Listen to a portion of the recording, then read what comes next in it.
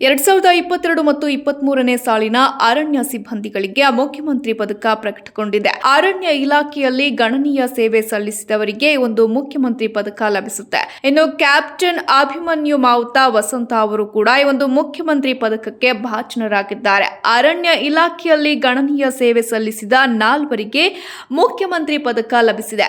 ಇನ್ನು ಉಪವಲಯ ಅರಣ್ಯ ಸಂರಕ್ಷಣಾಧಿಕಾರಿಗಳಾದ ಶ್ರೀನಿವಾಸ್, ಎಸ್ಎಂ ಮಂಜುನಾಥ್, ಗಸ್ತು ಅರಣ್ಯ ಪಾಲಕ ಎಎಂ ಮಂಜುನಾಥ್ ಹಾಗೂ ಕ್ಯಾಪ್ಟನ್ ಅಭಿಮನ್ಯು ಮಾವುತ ವಸಂತ ಅವರಿಗೆ ಒಂದು ಮುಖ್ಯಮಂತ್ರಿ ಪದಕ ಲಭಿಸಿದೆ. ಇನ್ನು ಈ ಪಟ್ಟಿಯನ್ನ ಉಪ ಅರಣ್ಯ ಸಂರಕ್ಷಣಾಧಿಕಾರಿಗಳು ಬಿಡುಗಡೆ ಮಾಡಿದ್ದಾರೆ.